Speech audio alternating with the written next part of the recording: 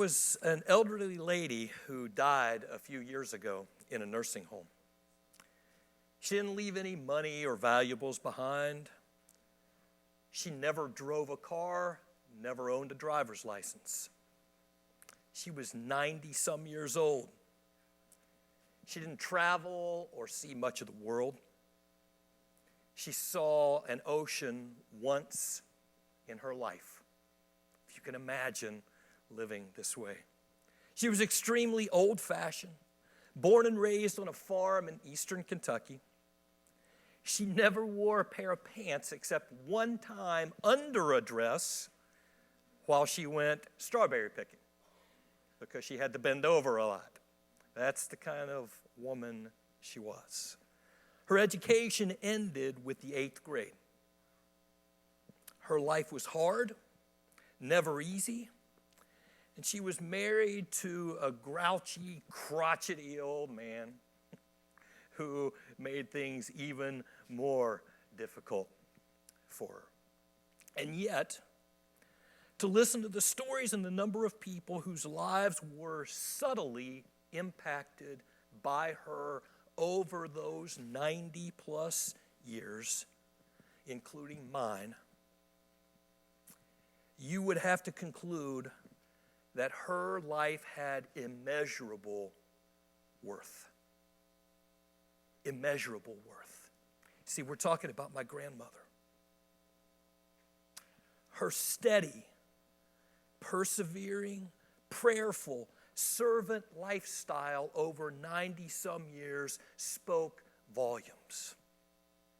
Through all that she went through, the fact that she remained true to her God, true to her faith, persevered and finished the race, spoke more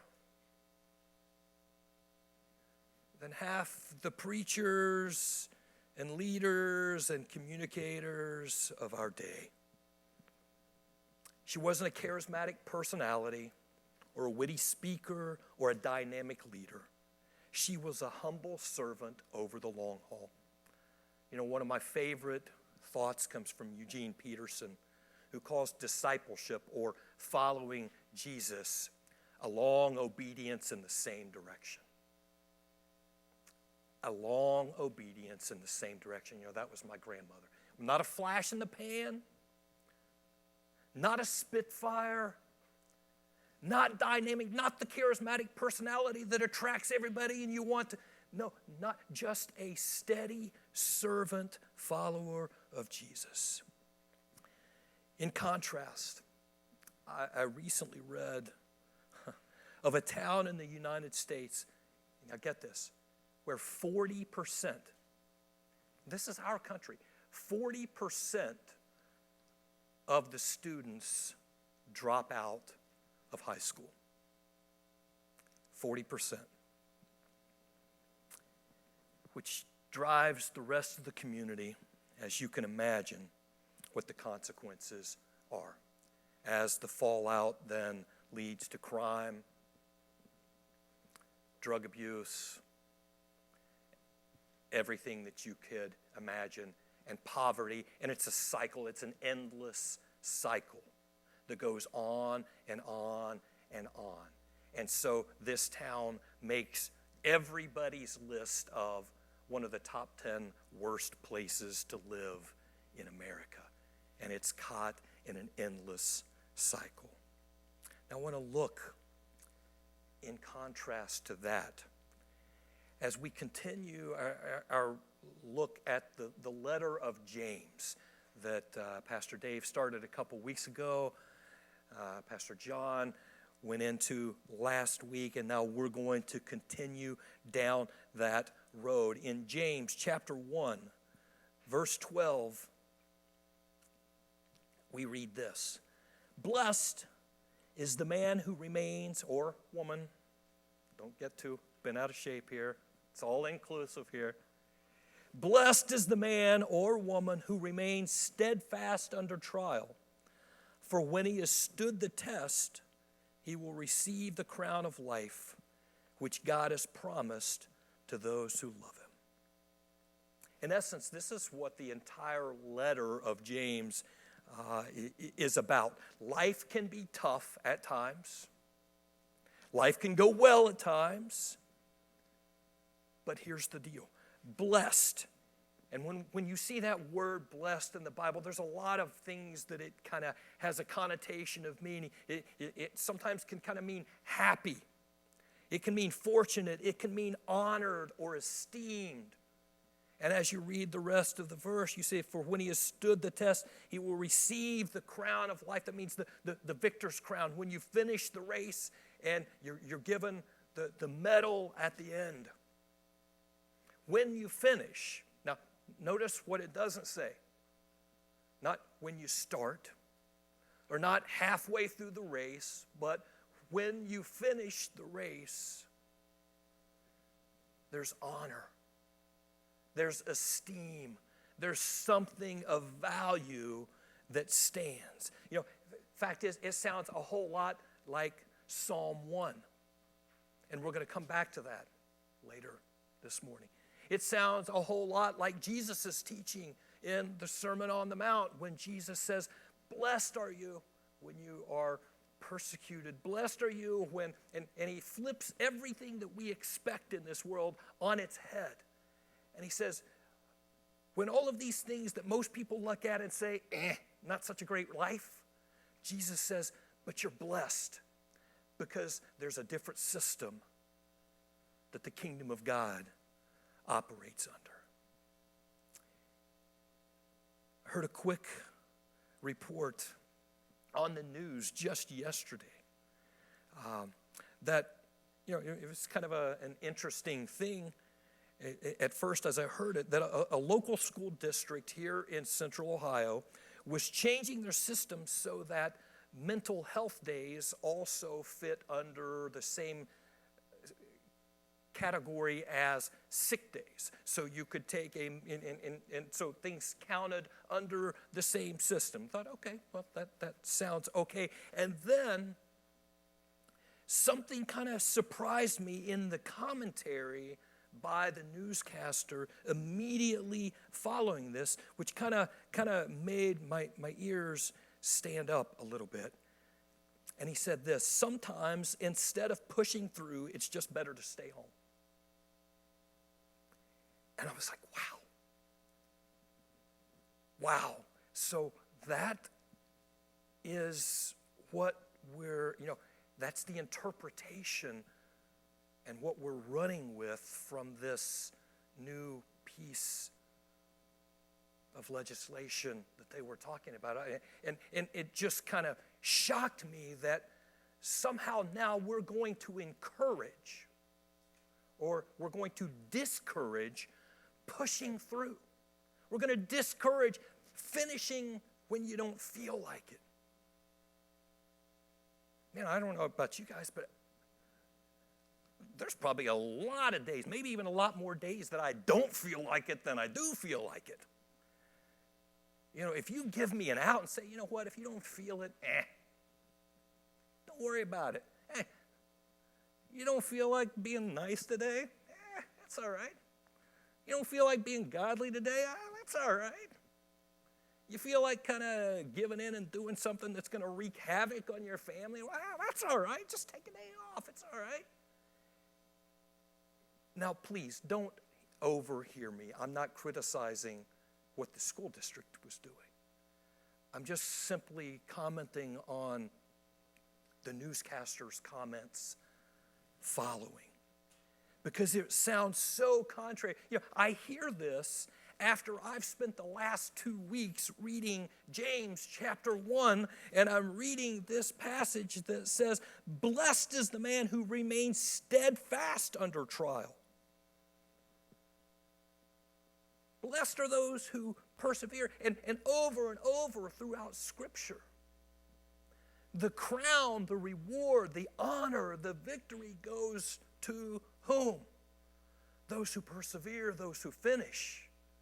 Not just those who start. Not those who get halfway through and quit, but it always goes to the one who finishes. So the question that James calls us to ask this morning is this: how do we finish well? How do we, when I look back and I look at all of these things that my grandmother was not, and I look at the fact that, there are a lot of things that, frankly, we just disagree on. We don't see reality the same way. We didn't grow up the exact same way. I don't share her, or anymore, didn't share her opinions on things. We were not one and the same, and yet she profoundly changed who I am, impacted who I am, because she lived a life worth living for 90-some years. How do we finish well? How do we live life well, whether the times are good or the times are bad? Because the fact is, we all know, everybody sitting in this room knows, it's going to be a little bit of both. Life's not going to be all good. Life's not going to be all bad. There's going to be a little bit of both. The question is, how do we finish and how do we live, irregardless of the circumstances that we face? The fact is that a life worth living will likely not be easy. It's going to force us to ask some difficult questions. The life that we live is going to force us to face some things, maybe about ourselves, that are a little bit uncomfortable, or maybe we don't like. It's going to force us to question our motives. And it's likely going to push us beyond what feels good at the moment.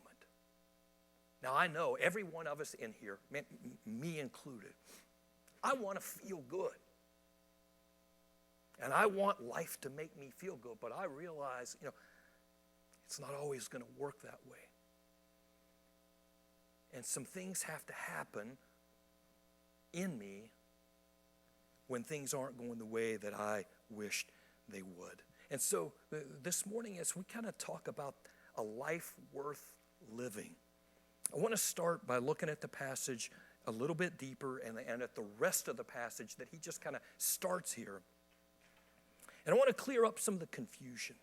What really makes life worth living? So look with me, if you will, at James chapter 1. In verse 12, it starts, "Blessed is the man who remains steadfast under trial, for when he has stood the test, he will receive the crown of life, which God has promised to those who love him. Let no one say, when he is tempted, I am being tempted by God. For God cannot be tempted with evil, and he himself tempts no one. But each person is tempted when he is lured and enticed by his own desire. Then desire, when it is conceived, gives birth to sin. And sin, when it is fully grown, brings forth death. Do not be deceived, my beloved brothers. Every good gift and every perfect gift is from above, coming down from the Father of lights, with whom there is no variation or shadow due to change. Of his own will he brought us forth by the word of truth, that we should be a kind of first fruits of his creatures." Now look at that. Verse 13, let no one say. Verse 16, do not be deceived. Verse 14, he talks about being lured and enticed. Translation, there will be competing voices trying to win you over. There will be competing voices trying to tell you which direction to go. There is not one place in our culture where we are not being sold something, right? I mean, everywhere you go, somebody's trying to sell you something, right? They're trying to convince you that you need something, that you want something, that you got to have it. There's a spin that's put on everything. Or something's got to be branded so it appears to be something that maybe it's not. There'll be charismatic personalities, people who can charm us, wow us, entertain us, and even motivate us. And smooth-talking leaders who can make things sound better than they are. and it's all around us. And I'm not even necessarily saying it's all a bad thing. But the question that we have to deal with then is, who do we listen to? So do not be deceived. In fact, great place to read the book of Proverbs. Go back to the book of Proverbs. It's part of what we call wisdom literature. And kind of categorizes people into three categories. Not that this applies all the time, everywhere, but categorize some people as wise. Some people as just downright evil, and then some people as foolish, which is kind of the opposite of the wise. Read the book of Proverbs and go back and see what it means to be a wise person, a discerning person, somebody who's able to discern the spirits. We read about that throughout the New Testament, to be able to discern. And, we have to make choices every day of our lives. We have to discern, okay, who do we listen to? What do we listen to? What can we believe? Who can we trust? Boatloads of questions. The wise person is the one who can discern who to listen to, what is true, what is not true. And so James starts out by clearing up some of the confusion. And one of the confusing ideas that he starts with first, number one, is this: God does not tempt anyone with evil. God does not tempt you with evil. The easiest and most common thought that we have when we're going through a difficult time is to blame God, isn't it? I mean, that's the most natural thing, right? I mean, after all, he's the ultimate one, right? So if we're going to take things to ultimate sources, hey, let's just blame the ultimate one. But James is adamant. In fact, right up front, in challenging that assumption, he says that God does not, I like this, God does not and God cannot tempt anyone with evil. God has no interest or desire in pushing us away from him or leading us in a direction that is hurtful and harmful. Do you hear that? God has absolutely no interest in pushing you away from him or leading you in any direction that would be hurtful or harmful to you. That is not God's desire, period. The truth is, in Genesis 3, we find out that the world that we currently live in, the experience of both good and evil, is of our own choosing. It's what we want, right? I mean, if we're honest about ourselves, pretty much in all things, we want it both ways, don't we? If I can have it both ways, all the better. If I can have the good, but there's something that I think, well, over here in this evil, where when God said, they talked about the tree of the knowledge or the experience of good and evil. Said, you don't want that. What was our response? Yeah, I mean, we've got a story about a woman who does it, but we all make the same choice, don't we? We all say the same thing. God says, you don't want the experience, the knowledge of good and evil, and we say, what? Oh, yeah, we do. Oh, yeah, wait. You holding something out over there, guys? Is there something in that experience that I think I might want that? I want it both ways. Don't hold that out on me. God said, and you don't want that. Say, oh, yeah, we do. Yeah, we do. Until we do, and we get that, and then what? Then we don't want it anymore. But it's too late, because we already wanted it, and we already went down that road. We want it both ways until we realize that both ways isn't all that great in the end. And then in classic form, what do?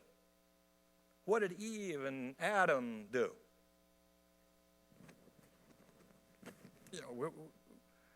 We don't want to take ownership of it. We're pointing the finger. We're blaming. But James says, hear me up front first. Let no one say when he is tempted that this has anything to do with God. God does not do that. And the second thing I want us to see this morning is this. A life worth living, then, when you really think about it, a life worth living comes down to choices. A life worth living comes down to choices. James uses a metaphor twice to help us see this. He talks about conception, birth, and then moving on into maturity. And he uses the same metaphor twice. In verses 13 through 15, notice that he says, let me read it. Let no one say when he's tempted, I'm tempted by God, for God cannot do that. In verse 14, but each person is tempted when what? When he is lured and enticed by his own desire. Then when desire, when it has conceived, gives birth to sin. And sin, then, when it is fully grown, matures into what? Ultimately death. And the stuff, all of the stuff that sin then encompasses, and the ruin that it brings into our lives. He says it begins in desire, it gives birth to sin, and it matures into death and everything that surrounds it. And then in verses 16 to 18, he shifts gears and he says, do not be deceived, my beloved brothers. Every good gift and every perfect gift is from above, coming down from the Father of lights, with whom there is no variation or shadow due to change. Of his own will he brought us forth by the word of truth, that we should be a kind of first fruits of his creatures. And do you see the exact same metaphor playing out there? There's a conception. It's conceived in God. It's birthed in truth, and it matures into fruit, or fruitful, productive living. So a lot of it comes down to, or you might even say all of it comes down to our starting point.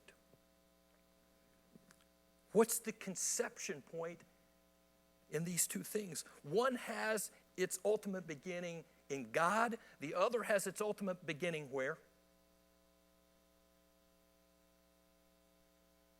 My wants. I want. I think I need. I feel. I. But each person is tempted when he is lured and enticed by what? By his own desire. And if we give that desire a foothold, then that conception leads to a birth, and it births sin. And sin, if allowed to grow, matures into ruin and death. If my wants, what I think, or my needs and my feelings are my starting point, then my choices are going to reflect my attempt to get those things, and they will become the driving force of my life. If I start with, I want, I need, I feel, then that will become what fuels my choices and drives my life, which may work for a while, but eventually it takes me down a road I never thought I would be on. This past week, I had to do a funeral. Not one of the more fun things that you do. But it was a funeral for someone who found themselves down a road that they never would have chosen had they known. Never. It was a road that brought so much ruin and destruction and hurt and pain to family and friends. You would not believe. It impacted children. It impacted parents. It impacted siblings. It impacted an ex-wife. The ramifications were immense. Had they known, they would never have made those choices, but they made those choices a long, long time ago, and they kept making those choices, and eventually they found themselves down a road that they never would have chosen had they known. But it's where they found themselves. But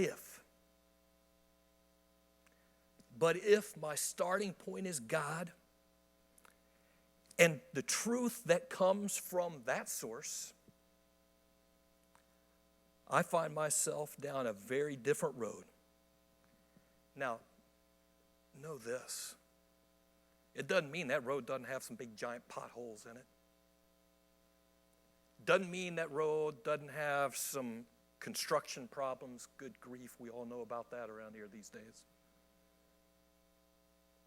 Doesn't mean the road doesn't need a lot of maintenance. Doesn't mean there's not some detours, and sometimes we get off the road and then we get back on the road. It doesn't mean any of that. Doesn't mean that that's not a part of the package. But it is still a road that leads to honor and joy and ultimate victory. Like my grandmother. Wasn't a perfect life, wasn't a perfect woman. But I can count dozens of people who were immensely impacted by her simple servant lifestyle.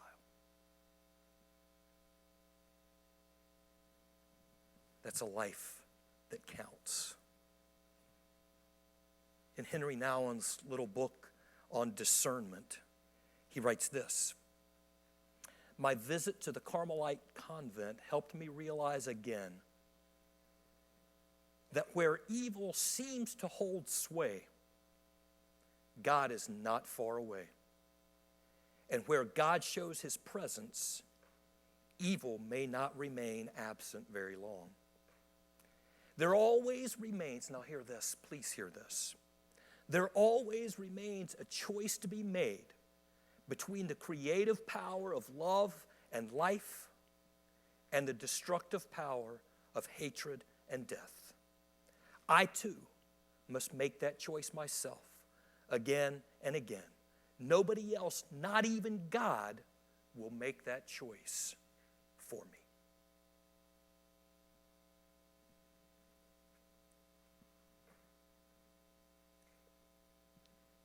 James says, "Blessed is the man who remains steadfast under trial. For when he has stood the test, he will receive the crown of life, which God has promised to those who love him." Psalm 1, which sounds so similar, reads this way: "Blessed is the man who walks not in the counsel of the wicked, nor stands in the way of sinners, nor sits in the seat of scoffers. But his delight is in the law of the Lord, and on his law he meditates day and night. He's like a tree planted by streams of water that yields its fruit in its season, and its leaf does not wither. In all that he does, he prospers. The wicked are not so, but are like chaff that the wind drives away. Therefore the wicked will not stand in the judgment, nor sinners in the congregation of the righteous. For the Lord knows the way of the righteous, but the way of the wicked will perish." So I want to ask you this morning. Who are you listening to? Who are you listening to? Will your choices get you down the road where you want to end up? Or will you suddenly wake up one day and realize that you're down a road that you wish you never had taken?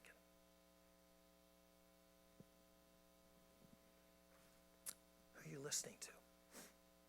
Who's driving your choices? Is it my wants, my things that I think I need, my feelings? Or are you walking in the counsel of God?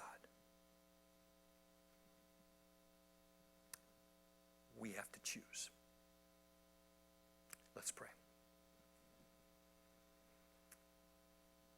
God, thank you